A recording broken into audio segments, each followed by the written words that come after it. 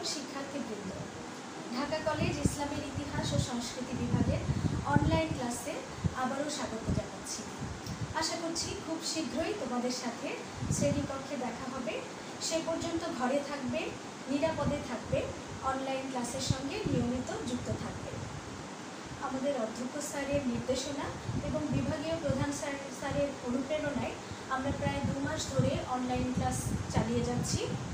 এই ধারাবাহিকতায় আজকে আমি তৃতীয় বর্ষ সম্মান শ্রেণীর আধুনিক ইউরোপের ইতিহাস 623 নম্বর পড়ের ফরাসি বিপ্লব এই গুরুত্বপূর্ণ বিষয়টি তোমাদের সাথে আলোচনা করব।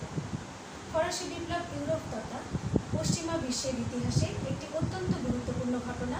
এই বিপ্লবের মাধ্যমে ফরাসিরা তাদের হাজার বছরের প্রাচীন রাজতন্ত্রের অবসান ঘটিয়ে জন্ম দেয় আজকের আধুনিক ফ্রান্স। এই বিপ্লব সংঘটিত হয়েছিল 1789 সালে। বাস্তিল দুর্গের পতনের মধ্য দিয়ে এর পরিসমাপ্তি ঘটে। এখানে তোমরা চিত্রে দেখতে পাচ্ছ 1700 শতকের ইউরোপ, অর্থাৎ ফ্রান্স এই ইউরোপের ম্যাপে কোথায় অবস্থিত এখানে দেখা যাচ্ছে। এটা হচ্ছে ফ্রান্স। তোমরা জানো যে ইতিহাস আমরা যখন পড়ি তখন আমরা যে অঞ্চলের ইতিহাস পড়ি তখন সেটা ম্যাপের মাধ্যমে তার ভৌগোলিক অবস্থানটি এবং তার রাজনৈতিক গুরুত্বটা আমাদেরকে জানতে হয়। সেই জন্য ফ্রান্সের একটি 1700 শতকের ম্যাপ এখানে দেওয়া হয়েছে। এরপরে চিত্রে তোমরা দেখতে পাচ্ছ বাস্তিল দুর্গের ছবি। সেখানে বিপ্লবীরা চূড়ান্ত আক্রমণ করেছিল, অর্থাৎ পূর্ব রাজবংশের অহমিকার প্রতীক ছিল এই বাস্তিল দুর্গ এবং এই দুর্গকে তারা ভেঙে ফেলেছিল। এটা ছিল স্বৈরাচারী রাজতন্ত্রের বিরুদ্ধে নিপীড়িত ফরাসিদের পুঞ্জীভূত ক্ষোভ এবং ঘৃণার বহিঃপ্রকাশ। বিপ্লব সংঘটিত হবার পেছনে যে কারণগুলোকে ঐতিহাসিকরা দায়ী করছে সেই কারণগুলোকে আমরা আলোচনার সুবিধার্থে 2 ভাগে ভাগ করেছি। একটা হচ্ছে পরোক্ষ কারণ, আরেকটি হচ্ছে প্রত্যক্ষ কারণ। পরোক্ষ কারণগুলির মধ্যে রয়েছে রাজনৈতিক কারণ, সামাজিক কারণ, অর্থনৈতিক কারণ, বৈদেশিক নীতি, আইন এবং ত্রুটিপূর্ণ আইন এবং বিচার ব্যবস্থা, সামন্ততান্ত্রিকতা। প্রত্যক্ষ কারণগুলোর মধ্যে দার্শনিকদের অবদান, আলোকিত যুগের ধারণা, দ্রব্যমূল্যের ঊর্ধ্বগতি, ছাপাখানা ও সাংস্কৃতিক বিপ্লব, প্রবল খরা ও দুর্ভিক্ষ, রাজপ্রাসাদ এবং ষোড়শরুয়ের বিলাসী জীবনযাপন। এখানে ফরাসি সমাজ ব্যবস্থার একটি চিত্র তুলে ধরা হয়েছে। ফরাসি সমাজ ব্যবস্থার শীর্ষে ছিল রাজা, তারপরে 3টি শ্রেণী বিভাগ ছিল সমাজের, প্রথম স্টেট, দ্বিতীয় স্টেট এবং তৃতীয় স্টেট। এখন আমি ফরাসি বিপ্লবের বিস্তারিত আলোচনাটি তোমাদের সুবিধার্থে পাওয়ার পয়েন্টের মাধ্যমে আলোচনা করব। তাহলে চলো আমরা মূল আলোচনায় চলে যাই।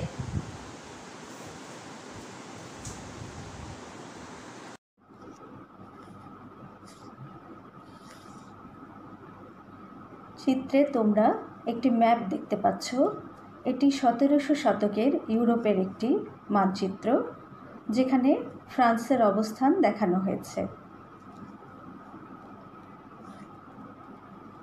ফরাসি বিপ্লব 1789 খ্রিস্টাব্দ।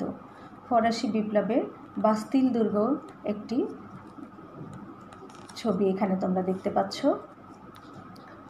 বাস্তিলের বিক্ষোভ 14 জুলাই 1789, বাস্তিল দুর্গের পতনের একটি দৃশ্য।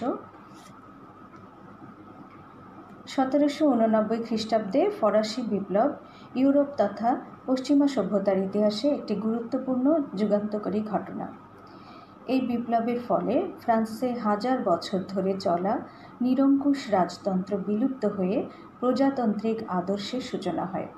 একই সাথে রোমান ক্যাথলিক চার্চ তাদের সকল ধর্মীয় গোঁড়ামি ত্যাগ করে নিজেদেরকে পুনর্গঠন করতে বাধ্য হয়। দীর্ঘকালের অভিজাততন্ত্রের অবসান ঘটে, জন্ম নেয় আধুনিক ফ্রান্স। ইউরোপের ইতিহাসে এক নতুন যুগের সূচনা হয়। ফরাসি বিপ্লবের মূলনীতি। অষ্টাদশ শতকের শেষ লগ্নে সমগ্র ইউরোপ জুড়ে এক বড় ধরনের সাংস্কৃতিক এবং আধ্যাত্মিক পরিবর্তনের মধ্যে দিয়ে যাচ্ছিল। এই বুদ্ধিবৃত্তিক পরিবর্তনকে আখ্যায়িত করা হয় এনলাইটমেন্ট নামে। মুক্ত বুদ্ধির সেই বিপ্লবের কাণ্ডারি ছিলেন তখনকার ইউরোপের শিল্পী ও দার্শনিকরা। তারা যুগ যুগ ধরে প্রচলিত রীতিনীতি ও ধর্মীয় গোঁড়ামির উপরে উঠে যুক্তিবাদ ও মানবপ্রেম প্রচার করতেন। মধ্যবিত্ত শ্রেণীর জাগরণ এই বিপ্লবের অন্যতম ভূমিকা রাখে। এই সময়টাতে ইউরোপে ছাপাখানার প্রসার ঘটে। প্রগতিশীলদের চিন্তাভাবনা, ধ্যান ধারণা পত্রপত্রিকার মাধ্যমে বেশ সহজে মধ্যবিত্তদের কাছে পৌঁছে যায় এবং তাদেরকে ব্যাপকভাবে রাজনৈতিক সচেতন করে তোলে। ইউরোপবাসী দেখতে পায় বিপ্লবের মাধ্যমে কিভাবে মার্কিনীরা ব্রিটিশ উপনিবেশবাদের নাগপাশ ছিন্ন করে এক স্বাধীন প্রজাতন্ত্র পরিণত হয়। আরেকটি চিত্র দেখতে পাচ্ছ, প্রিন্টিং প্রেস অর্থাৎ ছাপাখানার বিকাশ, এবং এখান থেকেই কিন্তু মুক্তবুদ্ধির চর্চা শুরু হয়। ফরাসি বিপ্লবের মূলনীতি ছিল লিবার্টি, ইগালিটি, ফ্র্যাটার্নিটি, অলা মোর্ট, অর্থাৎ স্বাধীনতা, সমতা এবং ভ্রাতৃত্ব অথবা মৃত্যু। এই স্লোগানটি বিপ্লবের চালিকা শক্তিতে পরিণত হয়েছিল। ফরাসি বিপ্লবের কারণসমূহ। এই বিপ্লবের পিছনে নানা রকমের কারণ ছিল। এই কারণগুলোকে আমরা দুভাগে ভাগ করে আলোচনা করব, তোমাদেরকে আগেই দেখিয়েছিলাম। একটি হচ্ছে পরোক্ষ কারণ এবং অপরটি প্রত্যক্ষ কারণ। ফরাসি বিপ্লবের পূর্বের রাজনৈতিক অবস্থা। রাজা বিশ্বাস করতেন যে তিনি ঈশ্বরের প্রতিনিধি, তাই তার কোনো রকমের কাজ বা সিদ্ধান্তের জবাবদিহি করতেন না। এমনকি দেশের শাসন ব্যবস্থাকে অকেজো করে দেওয়ার জন্য 1614 সাল থেকে ফ্রান্সে স্টেট জেনারেলের অধিবেশন বন্ধ করে দেওয়া হয়। রাজনৈতিক কারণ। ফরাসি বিপ্লব ছিল প্রকৃতপক্ষে দীর্ঘদিন ধরে পূর্ব রাজতন্ত্রের বিরুদ্ধে জমে থাকা ক্ষোভের বহিঃপ্রকাশ। রাজারা ঈশ্বর প্রদত্ত ক্ষমতায় বিশ্বাসী ছিলেন। তারা বংশানুক্রমিকভাবে শাসনকার্য পরিচালনা করতেন। রাজাদের দুর্বল শাসন। ফরাসি রাজা চতুর্দশ লুই, যার শাসনকাল ছিল 1643 থেকে 1715 খ্রিস্টাব্দ পর্যন্ত, বিলাস ব্যসনে মগ্ন থেকে স্বৈরাচারী ক্ষমতার মাধ্যমে শাসনকার্য পরিচালনা করতেন। তিনি বলতেন, আমি রাষ্ট্র, অর্থাৎ আই এম দি স্টেট। পরবর্তীতে রাজা পঞ্চদশ লুই ছিলেন বিলাসী, অলস এবং পরিশ্রম বিমুখ।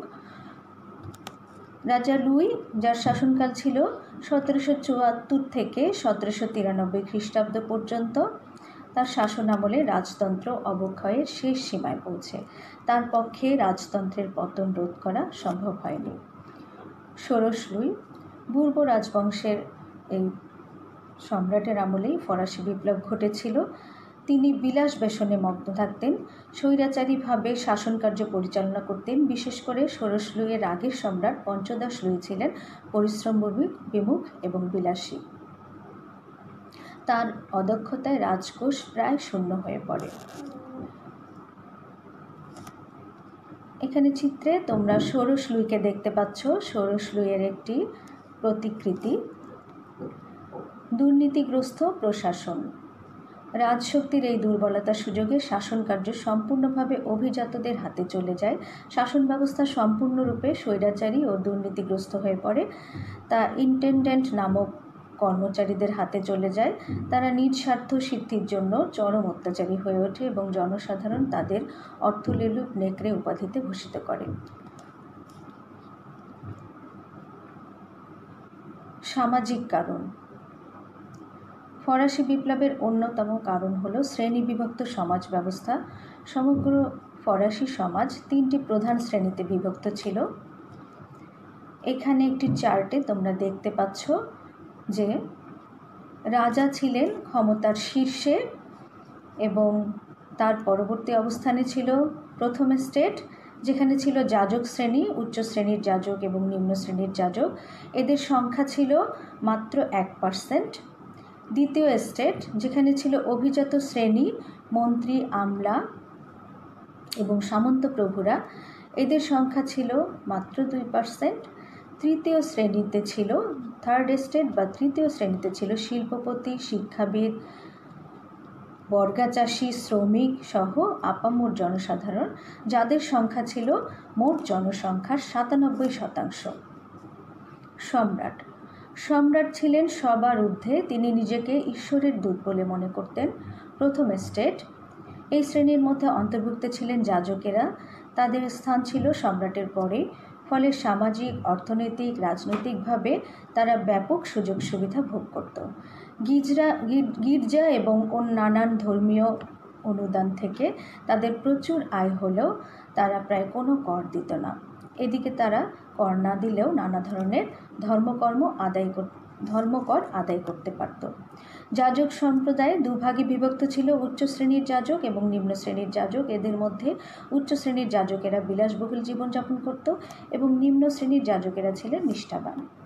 দ্বিতীয় স্টেট, এর অন্তর্ভুক্ত ছিল ফ্রান্সের অভিজাত সম্প্রদায়ের মানুষেরা, মন্ত্রী, আমলা, উচ্চপদস্থ কর্মচারী, বিচারক, এই ধরনের উচ্চপদস্থ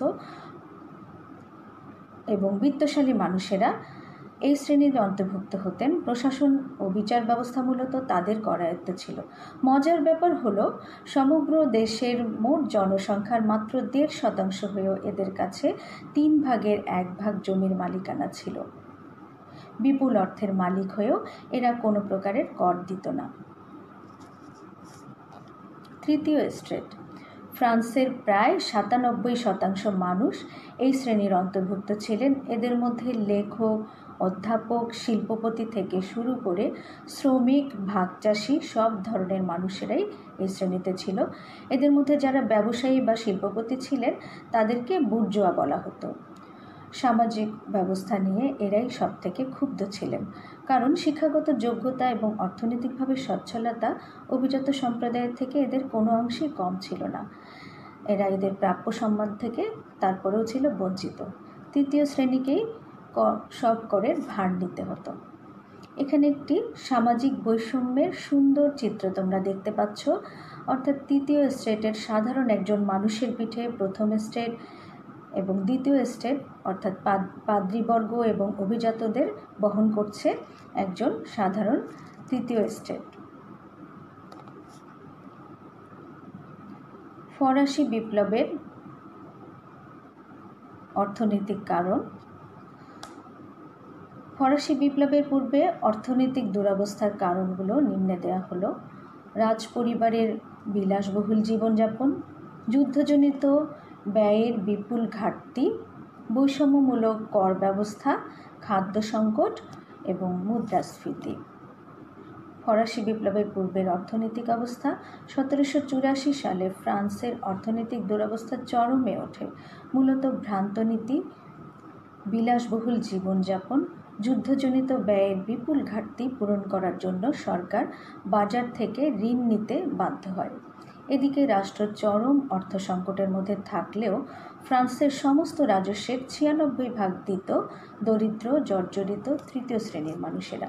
শুধু তাই নয়, রাষ্ট্রকর ছাড়াও তাদের নানান প্রত্যক্ষ কর দিতে হতো, যেমন টেইল অর্থাৎ ভূমিকর, ভ্যাতিয়েম অর্থাৎ আয়কর, টাইথ অর্থাৎ ধর্মকর, গ্যাবেল লবণকর ইত্যাদি। মজার ব্যাপার হলো, ফ্রান্সের ধনী সম্প্রদায়ের কাছে কর দেওয়ার নিয়মটি ছিল ঐচ্ছিক এবং বেশিরভাগ ক্ষেত্রেই তারা তাদের ক্ষমতাকে কাজে লাগিয়ে কর দেওয়া থেকে বিরত থাকতেন। ফ্রান্সের এই বৈষম্যমূলক কর ব্যবস্থায় রাজস্ব আদায়কারী কর্মচারীরা ইন্টেন্ডেন্ট ভীষণ শক্তিশালী হয়ে ওঠে। তারা নিজ স্বার্থসিদ্ধির জন্য চরম অত্যাচারী হয়ে ওঠে। তাদের এই বর্বর ব্যবহারের জন্য জনসাধারণ তাদের অর্থলোলুপ নেকড়ে নামে ভূষিত করেন। বৈষম্যমূলক কর ব্যবস্থা। মোট রাজস্বের 96% দিতে হতো তৃতীয় সম্প্রদায়কে।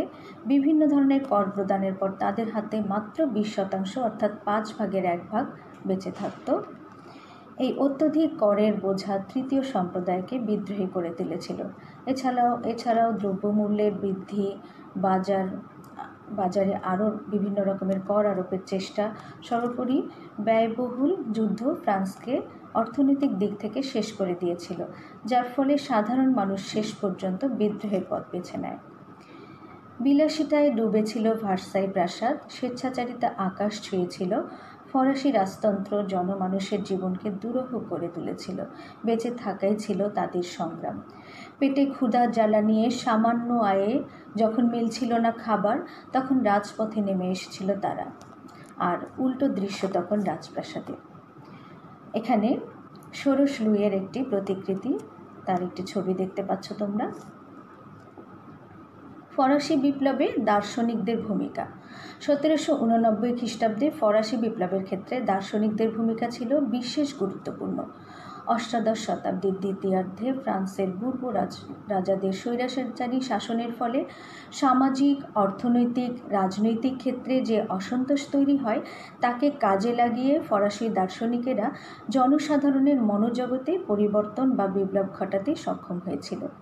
ভলতেয়ার, মন্তেস্কু, রুশো, দিদেরো প্রমুখ দার্শনিকরা তাদের রচনার দ্বারা ফরাসি জনসাধারণকে নিজের অধিকার সম্পর্কে সচেতন করে তোলেন। এর ফলে যে বৈপ্লবিক ভাবতরঙ্গের সৃষ্টি হয় তা 1789 খ্রিস্টাব্দে ফরাসি বিপ্লবকে সম্ভব করে তুলেছিল। ভলতেয়ার, তিনি একজন বিখ্যাত দার্শনিক ছিলেন।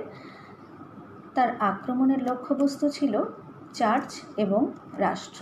তিনি চার্চের দুর্নীতি, ভ্রষ্টাচার সম্পর্কে উল্লেখ করে ফরাসি স্বৈরাচারী রাজতন্ত্রের তীব্র সমালোচনা করেন। ভলতেয়ারের দুটি বিখ্যাত গ্রন্থ হল কাদিত ও লেতর ফিলোসফিক। এই দুটি গ্রন্থ তিনি ধর্মীয় রীতিনীতি এবং কুসংস্কারের বিরুদ্ধে প্রতিবাদ করেছিলেন। এখানে তোমরা দার্শনিক ভলতেয়ারের একটি প্রতিকৃতি বা ছবি দেখতে পাচ্ছ। মন্তেস্কু, পেশায় আইনজীবী ছিলেন মন্তেস্কু। নিয়মতান্ত্রিক রাজতন্ত্রের সমর্থক এবং ক্ষমতার স্বতন্ত্রীকরণের নীতির প্রবক্তা। তিনি তার বিখ্যাত দ্য স্পিরিট অব লজ এ রাজার দৈব সত্য নীতির সমালোচনা করে এবং ব্যক্তি স্বাধীনতার রক্ষার জন্য আইন, শাসন ও বিচার বিভাগের পৃথকীকরণের কথা বলেন। মন্তেস্কুর আরও একটি বিখ্যাত গ্রন্থ হল দ্য পার্সিয়ান লেটার্স। এই গ্রন্থে তিনি বিপ্লবপূর্ব ফরাসি সমাজ ব্যবস্থার তীব্র সমালোচনা করেন। মন্তেস্কুর একটি প্রতিকৃতি দেখতে পাচ্ছ। রুশো, অষ্টাদশ শতাব্দীর দার্শনিকদের মধ্যে সর্বাপেক্ষা বৈপ্লবিক ছিলেন রুশো। তাকে ফরাসি বিপ্লবের জনক বলা হয়। তার রচিত বিখ্যাত গ্রন্থ হল সামাজিক চুক্তি বা সোশ্যাল কন্ট্রাক্ট। অসাম্যের সূত্রপাত ও আরেকটি গ্রন্থ ছিল তার। সামাজিক চুক্তি গ্রন্থে রুশো বলেন, মানুষের মুক্তি এবং নিরাপত্তার জন্য সামাজিক চুক্তির মাধ্যমে জনগণ রাষ্ট্র ও সমাজ গঠন করবে। তার মতে জনগণই হল রাষ্ট্রীয় শক্তির উৎস এবং তারাই সার্বভৌম ক্ষমতার অধিকারী। ফিজিওক্র্যাটস, ফরাসি বিপ্লবের প্রাক্কালে ফিজিওক্র্যাটস নামে একদল অর্থনীতিবিদের আবির্ভাব হয়। এরা অর্থনীতি ক্ষেত্রে সরকারি নিয়ন্ত্রণের পরিবর্তে অবাধ বাণিজ্য, শিল্প বেসরকারীকরণের পক্ষপাতী ছিলেন। এই গোষ্ঠীর অন্যতম নেতা ছিলেন গুয়েসনে। দিদেরো অ্যালেমবার্ট, ফরাসি দার্শনিক দিদেরো ও অ্যালেমবার্ট 35 খণ্ডে একটি বিশ্বকোষ সংকলন করেন। দর্শন, সমাজবিজ্ঞান, সাহিত্য প্রভৃতিতে সমৃদ্ধ এই বিশ্বকোষ পাঠ করে ফরাসিদের চিন্তাধারায় ব্যাপক আলোড়নের সৃষ্টি হয়। এখন আমি কিছু প্রত্যক্ষ কারণ নিয়ে আলোচনা করব। নিম্নমানের অর্থনৈতিক অবস্থা, বল্গাহীন জাতীয় ঋণ, কর আরোপের বোঝা, সম্রাট ষোড়শ লুইয়ের অত্যধিক খরচ, অষ্টাদশ শতাব্দীর বিভিন্ন যুদ্ধসমূহ, বেকারত্বের উচ্চ হার এবং খাদ্যদ্রব্যের উচ্চ মূল্য, বিপ্লবের ঠিক আগের মাসগুলোতে বিরাজমান খাদ্য সংকট, বিভিন্ন শ্রেণীর কর্মচারীদের মধ্যে সুযোগ সুবিধার বৈষম্য, স্বাধীনতা এবং প্রজাতান্ত্রিক আদর্শের অনুপ্রেরণা, প্রচুর নারী নির্যাতন, কৃষক, চাকুরিজীবী শ্রেণী এবং কিছু পরিমাণ বুর্জোয়া কর্তৃক জমিদারতন্ত্রের উচ্ছেদের পক্ষে আন্দোলন শুরু হয়। রাজকীয় অর্থ সংকট, পূর্ব রাজারা ছিলেন ঘোর অমিতব্যয়ী। যুদ্ধ, অমিতব্যয়ের ফলে রাজস্ব ক্রমশ কমতে থাকে। আদায়ী রাজস্ব থেকে সরকারি ব্যয় সংকুলন করা সম্ভব হয়ে ছিল না। উপায় না দেখে রাজা ষোড়শ লুই অবশেষে স্টেটস জেনারেলের অধিবেশন ডাকেন। এর ফলে পূর্ব স্বৈরতন্ত্রের দুর্বলতা প্রকাশিত হয়ে পড়ে। সাধারণ জনগণ শেষ পর্যন্ত এই শাসনের নামে শোষণ ব্যবস্থার পরিবর্তনের জন্য তৎপর হয়ে ওঠে। শুরু হয় বিপ্লবের আলোকিত যুগের ধারণা। ফরাসি নাগরিকদের একটি বৃহৎ সংখ্যা সমতা এবং ব্যক্তি স্বাধীনতার ধারণাগুলো এ সময় বুঝতে শেখে এবং আলোকিত যুগের ধারণা নেয়। বিচার ব্যবস্থার দুর্নীতি। ফ্রান্সের বিচার ব্যবস্থা ছিল ত্রুটিপূর্ণ। সরকারি কর্মচারীরা ছিল দুর্নীতিগ্রস্ত এবং অত্যাচারী। লেটার দি ক্যাসে এবং লেটার দি গ্র্যাস দ্বারা নাগরিকদের বিচারের অধিকারের ক্ষেত্রে রাজা হস্তক্ষেপ করতে পারতেন। প্রথম ক্ষমতা প্রয়োগ করে তিনি আদালতের দ্বারা প্রদত্ত শাস্তি মাফ করে দিতে পারতেন। দ্বিতীয় ক্ষমতার দ্বারা যে কোনো নাগরিককে বিনা বিচারে কারাগারে আটক রাখতে পারতেন। ভ্রান্ত বিদেশ নীতি। পূর্ব রাজাদের বিদেশ নীতি ছিল ভ্রান্ত, জনস্বার্থ বিরোধী। অস্ট্রিয়ার উত্তরাধিকার যুদ্ধ এবং সপ্তবর্ষব্যাপী যুদ্ধে পরাজিত হওয়ায় ফ্রান্সের মর্যাদা ভূলুণ্ঠিত হয়।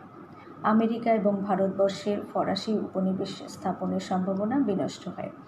ষোড়শ লুই আমেরিকার স্বাধীনতা যুদ্ধে যোগ দিতে হৃত গৌরব পুনরুদ্ধারের চেষ্টা করেন, কিন্তু এতে ফ্রান্সের প্রচুর অর্থ ব্যয় হয়। অর্থ সংকট মেটানোর চেষ্টা নিষ্ফল হলে তিনি স্টেট জেনারেল আহ্বান করতে বাধ্য হন। এর ফলে সঙ্গে সঙ্গেই বিপ্লব শুরু হয়ে যায়। পরিশেষে বলা যায় যে এই সমস্যাগুলোর যে কোনোটির সমাধানে সম্রাট ষোড়শ লুই ছিলেন চূড়ান্তভাবে ব্যর্থ। 1789 সালে স্টেট জেনারেল আহ্বান। অর্থনীতির ধস থামাতে রাজা লুই এ পর্যায়ে অর্থমন্ত্রী হিসেবে জ্যাক নেকারকে নিযুক্ত করলেন। নেকার তখন বিদ্যমান কর ব্যবস্থা সংস্কারের উদ্যোগ নিলেন এবং সরকারের সমুদায় আয় ব্যয়ের হিসাব জনগণের সামনে অবমুক্ত করলেন। এ কাজ তাকে জনপ্রিয় করে তুলল। তার এই পদক্ষেপের তীব্র বিরোধিতা করে বসে অভিজাতবর্গ। সমস্যা সমাধানে বদ্ধপরিকর রাজা তখন স্টেট জেনারেলদের একটি সভা আহ্বান করেন। 175 বছরের ইতিহাসে প্রথমবারের মতো ফ্রান্সে কোনো সমস্যা সমাধানের জন্য একটি অ্যাসেম্বলি গঠন করে 3 শ্রেণীর এই প্রতিনিধিদেরকে মত দেওয়ার জন্য ডাকা হলো। যদিও তৃতীয় স্টেটের সদস্য সংখ্যা ছিল ফ্রান্সের মোট জনসংখ্যার 98%, এই বিশাল জনগোষ্ঠীর থেকে মাত্র একজনকেই কিন্তু অ্যাসেম্বলিতে রাখা হলো। জাতীয় সভার আহ্বান। বুর্জোয়াদের সাফল্যে প্যারিসের ভার্সাইয়ের জনতার মধ্যে প্রভূত উল্লাস দেখা যায়। তৃতীয় সম্প্রদায়ের দাবি মেনে নিলেও ষোড়শ লুই খুশি ছিলেন না। আন্দোলন দমনের জন্য তিনি প্যারিস এবং ভার্সাইয়ে সৈন্য মোতায়েন করেন। 22 জুন তিনি জনপ্রিয় অর্থমন্ত্রী জ্যাক নেকারকে পদচ্যুত করলেন এবং এর ফলে গণ অসন্তোষের মধ্যে পড়ে গেলেন। খাদ্যের দাবিতে হাজার হাজার নিরন্ন মানুষ গ্রাম থেকে প্যারিসের রাস্তায় এসে সর্বহারাদের সাথে যোগ দেয়। খাদ্যের দাবিতে তার রাস্তা উত্তাল হয়ে পড়ে। রাস্তায় রাস্তায় ব্যারিকেড গড়ে ওঠে। অস্ত্রের সন্ধানে লুণ্ঠিত হয় ধর্মীয় প্রতিষ্ঠানসমূহ। এই চিত্রে ফরাসি বিপ্লবের সাধারণ জনগণের রাস্তায় নেমে আসার একটি চিত্র দেখা যাচ্ছে। সেখানে তারা বিপ্লবী হয়ে উঠেছে। বাস্তিলের বিক্ষোভ। 1789 সালের 14 জুলাই ফ্রান্স রাজ্যের প্যারিস কুখ্যাত বাস্তিল বিক্ষোভে অনুষ্ঠিত হয়। এই বাস্তিল দুর্গের পতনের মধ্যে দিয়ে ফরাসি বিপ্লব সংঘটিত হয়। এই বিপ্লব ছিল তদানীন্তন ফ্রান্সের শত শত বছরের নির্যাতিত, বঞ্চিত থার্ড এস্টেট বা সাধারণ মানুষের পুঞ্জীভূত ক্ষোভের বহিঃপ্রকাশ। এখানে আমরা দেখতে পাচ্ছি বাস্তিল দুর্গকে আক্রমণ করার একটি দৃশ্য, যেখানে বাস্তিল দুর্গ আক্রমণ করে সেখানে জ্বালিয়ে দেওয়া হয়েছে আগুন। বাস্তিল দুর্গ ছিল ফরাসি রাজপরিবারের শৌর্যবীর্যের প্রতীক এবং আধুনিক অস্ত্রশস্ত্রে পূর্ণ একটি বিশাল অস্ত্রাগার। বিপ্লব শুরু হয়ে গেল পুরোদমে। সারা দেশে তা ছড়িয়ে পড়ল সংক্রমণের মতো। সামন্ততন্ত্রের মূলোৎপাটন করা হলো। ন্যাশনাল অ্যাসেম্বলি জনগণের স্বাধীনতা ও অধিকার নিশ্চিতের লক্ষ্যে এক যুগান্তকারী ধারণা নিয়ে এলো। রাষ্ট্রের জনগণ হিসেবে কোনো রকম বৈষম্য ব্যতি রেখে সবার ব্যক্তিগত অধিকার সুযোগ সুবিধা ভোগ করবে। সরকারের দায়িত্ব হবে শুধুমাত্র রাষ্ট্র এবং জনগণকে প্রতিরক্ষা ও সম্পদের নিরাপত্তা প্রদান। এই দুর্গটি ছিল ঐতিহ্যগতভাবে ফ্রান্সের রাজতন্ত্রের প্রতীক। এই দুর্গে রাজবন্দী এবং বিপুল সংখ্যক রাজকীয় সৈন্য অবস্থান করত। কয়েক ঘন্টার সংঘর্ষের পর বিদ্রোহীরা এই দুর্গ ধ্বংস করতে সক্ষম হয়। এ যেন পুরো রাজতন্ত্রের পতনের সাক্ষী। তোমরা দেখতে পাচ্ছ বাস্তিলের বিক্ষোভ 14 জুলাই 1789। এখানে বাস্তিল দুর্গের পতন এবং এই দুর্গ আক্রমণের দৃশ্য। এখানে সংঘর্ষের একটি দৃশ্য দেখা যাচ্ছে, অর্থাৎ বাস্তিল দুর্গ পতনের একটি দৃশ্য দেখা যাচ্ছে। রাজার মৃত্যুদণ্ড। ষোড়শ লুই ও তার স্ত্রী ম্যারি অ্যান্টোনেট। ফরাসি বিপ্লবের ট্র্যাজেডি তাদেরকে ঘিরেই। রাজা রানীর স্বৈরাচারিতা, বিলাসিতা, রাষ্ট্র পরিচালনায় দুর্নীতি পুরো রাজপরিবারকে সাধারণ জনগণের প্রতিপক্ষ করে তোলে। আন্দোলন দানা বাঁধে। বিদ্রোহীদের কাছে শেষ পর্যন্ত বন্দী অবস্থায় উপনীত হন রাজা ষোড়শ লুই। ক্ষমতা হারানোর সুবাস পেতে শুরু করেন। আন্দোলনকারীরা তাদের কার্যত বন্দী রাজা ষোড়শ লুইয়ের বিচার শুরু করে। 1789 সালের 21শে জানুয়ারি শত সহস্র জনতার সম্মুখে রাজা ষোড়শ লুইকে গিলোটিনে শিরচ্ছেদ করা হয়। এখানে রাজা ষোড়শ লুইয়ের মৃত্যুদণ্ড কার্যকরের একটি দৃশ্য দেখা যাচ্ছে। যে গিলোটিনে শত শত বছর ধরে বন্দী, রাজনৈতিক বন্দী এবং প্রতিবাদকারীদেরকে হত্যা করা হতো, অবশেষে ভাগ্যের নির্মম পরিহাসে রাজা ষোড়শ লুই সেই গিলোটিনেই তাকে শিরচ্ছেদ করা হয়। এখানে তোমরা গিলোটিনের একটি দৃশ্য দেখতে পাচ্ছ।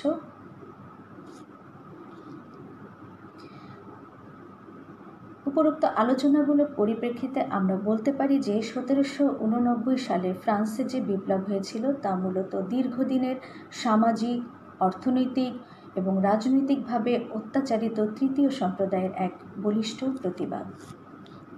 ঐতিহাসিক ডেভিড থমসন বলেন, ফরাসি রাজতন্ত্র আসলে ছিল সামন্ত রাজতন্ত্র। আলোচনা শোনার জন্য অসংখ্য ধন্যবাদ তোমাদেরকে।